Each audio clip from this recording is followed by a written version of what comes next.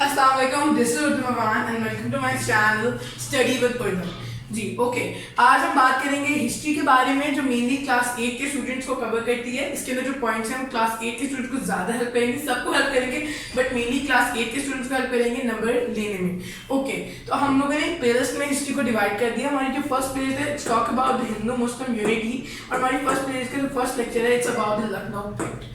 First of all, let's know what is Hindu-Muslim unity. But before that, please subscribe my channel, press the bell icon, and share it with your friends, family, and your class fellows.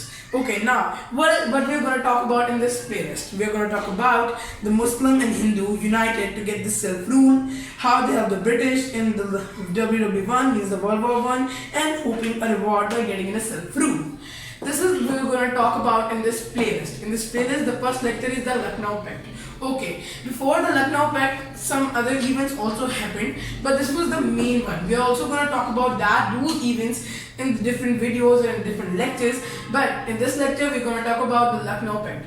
In this video, I'm going to use the both language, Urdu and English. It's because it would be helpful for the people who also know English and who also know the Urdu, and for the people who specifically know English or Urdu. Okay, in the lecture, this is the Lucknow Pact. We have divided this lecture into 3 parts: introduction, background, and agreement. The introduction. In this we are going to talk about what is Lucknow Pact, the background why the Lucknow Pact was happened, and in the agreement what was done in the Lucknow Pact. Like what was the agreement, what was the deals in that. Now first of all, ignore the background noises around. I'm really sorry for that. But yeah, okay, the Lucknow Pact. Why we are first talking about the Lucknow Pact? It's because the thing which happened after that in 1990s or different thing, they were so important and they were associated with in some way, directly or indirectly, with the Lucknow Pact. So it's too much important. I'm gonna request you all to take out your notebooks and pen, pause the video here and take your notebooks and pen and write the points. It's because they're very important, and I'm also going to tell you at some points highlight this. It is because those points are going to be very important and help you a lot on the people. So as I told before, the 3 parts, we are going to talk about the first part, which is the introduction. In the introduction, we are going to talk about what is the Lucknow Pact. In this, we are going to see 4 questions: when, where, who attended, and why. So when happened the Lucknow Pact? It happened in 1960 and where? At Lucknow. Who attended this? It was attended by Congress and Muslim League. Lucknow Pact was a Congress meeting. Now if you say it was a Congress meeting, then why it was attended by the Muslim League? What was the reason behind it? It is because it was attended by the Muslim League to sign an agreement. In this, an agreement was signed, a deal was signed. Now, the 4 points we have covered in this first part in the introduction is that when it was in 1960, where Lucknow, who attended Congress and Muslim League, and why it was signed to sign an agreement. Okay, sorry, why it was happened to sign an agreement. Now let's move to the second part, which is the background. Okay जी, चलिए अब हम next point की तरफ बढ़ते हैं, which is the background of the Lucknow Pact. First of all, introduction अब हमें पता चल गया, अब हम बैकग्राउंड की तरफ चलते हैं। बैकग्राउंड में क्या हुआ? कहानी लखनऊ पैक्ट 1916 के अंदर साइन हुआ था, but the story starts in 1905 in which the Viceroy Lord Curzon made a partition in Bengal. First of all, when Bengal was undivided, there was the majorities of Hindu and minority of Muslim. But when Bengal got a partition, it was divided into 2 halves, western part and eastern part. In the western part, there lived the Hindus, and on the eastern part, there were the Muslims. Muslims were very happy with when they got the majority in the eastern part, but the Hindu weren't happy. It is because first they were in a whole majority, but now they become a minority. Not a minority, you could say, but their count become less. So they're not happy, and they started different type of boycott, like different type of boycotts, different type of boycott movements. Then in 1906, Muslim League formed. I will also make a different video on, or a separate video on Muslim League formation, but in some next lecture. Now we're only going to talk about the Lucknow Pact. So in 1906, the Muslim League was formed. Why Muslim League was formed? Muslim League was formed to safeguard Muslim rights. After formation of the Muslim League, the members of Muslim League decided to become loyal to the British government. This means accepting the reforms, the act they passed. But at the same time, Congress wasn't loyal to them. Means Congress wasn't accepting, they were rebellious. Now, Until here we see that the Muslim League is loyal to the British government, but British were not. In a way, they disappoint the Muslims at three different points, and I'm gonna make three different videos on three these different points. But same like other videos and other lectures, this is only about the Lucknow Pact. The first was the reforms of 1909. The Muslim represented some demands when reform of 1909 was going to introduce, like in 1907 or 8. The reform in 1909 also called Minto Model reforms. But when the reform came, the Muslim demands weren't fulfilled. The second was make Bengal undivided. Bengal was divided in 1905 and Muslims were very happy, but again with the pressure of the boycott movements by the Hindus, the Bengal was again undivided. And the third point is WW1, means World War One. What happened in World War One? World War One, there were two parties, Allied powers and Central powers.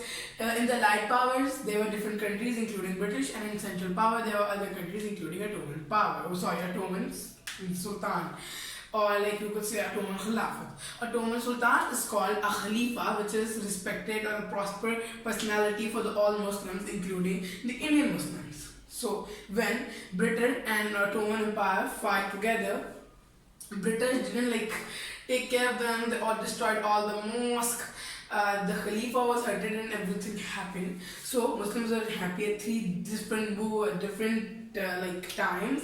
So they decided they don't start to be disloyal to British. Like disloyal means like they didn't start to rebel them, same like the Congress. And then the Mr. Jinnah, who was the leader of Muslim League, he decided to join the hands with the Congress. And the first time they came on a common platform was the Lucknow Pact, in which they all gathered together in a meeting and decided some pact, did a pact and decided some demands. Now let's study the demands.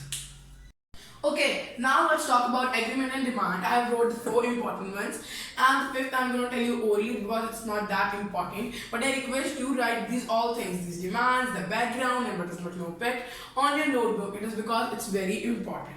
So let's talk about the first demand, which is the dominion status. Mr. Jinnah and Ambassador in Mozambique, which I'm sorry if I'm pronouncing his name wrong, because I don't know the real the correct pronunciation. So Mr. Jinnah, who was the leader of Muslim League, and Ambassador in Mozambique, who was the leader of Congress, they requested for a dominion status for their parties. Now, what does mean with the dominion status? All representation, all liberty. Now, I'm gonna elaborate this point or this demand on the second one because they are both all the same. So the second one talks about the representation in central legislature. Central means federal. Before in the provincial legislature, they were having a representation, but on the central one, not at all. Or a little. So in the central legislature, they talk about that into 1909 reforms, mean the Minto Model reforms, it was decided that the member in the legislature should be 60. But now they were requesting it to be 150. Out of 150, there should be 75 Indians. And out of 75 Indians, mean both Muslims and Hindus, out of that 75 Indians, there should be 1/3 of Muslims. Now what does mean of 1/3? 1/3 means 25 should be Muslim. These are the first two demands. The third demand was of the separate electorate. Now, before knowing this demand, it's very important to know what is an electorate. Okay, imagine you are living in a town and there 10 people live. Out of 7 are Muslims, 2 are Hindus, and 2 are Sikh. Look, 10 people lives there. Out of that, 7 are Muslim, 2 are Hindu, 2 are Sikh. So they are in majority. It means they are in majority, they are going to make rule, law, everything. So it means that electorate means that they are the electorate there. In that 10 of people, they were the electorate. They need electorates, the separate electorates. Now the Muslim seat in the central legislature was 1/3, and they want to that 1/3 seat they have separate electorate. Means that of that town, the 7 Muslims are gonna make the law. So they are saying that a place where the Muslims are in majority, they want to rule there. The people that were gonna stand in the elections, they want them to make laws. Look, it means that the area with the majority of Muslims should stand in the government and fight for elections. Now, let's talk about the fourth and the last main demand, which was introduction of communal veto. It's very important. If a bill is passed making effect on a community, then the third, fourth members of the community should agree to it. Now, it talks about the right of veto, that they should have a veto. Like in the legislature, they are Muslims. They made a law which are affecting the Muslims. So they say to implement that law, third, fourth of Muslims. I'm giving an example. Third, fourth of Muslims should accept that law. So they're saying that communal veto, if the third, fourth member accepted that law, the law should be implemented.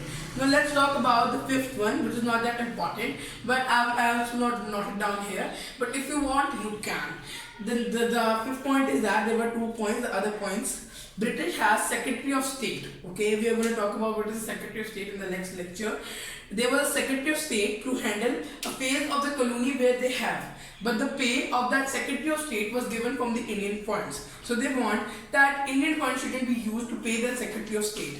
And on the second one, they want that the terms of the legislature should be increased. They were first 4, before they were 3 for 3 years, but now they want it for the 5 years. Now this is all the Lucknow Pact. Now it was in 1960 in Lucknow, Congress meeting in which Muslim League was also there, and they are all talking about all the demands. The background was that Muslims were sad from the British, that the British disappointed Muslims.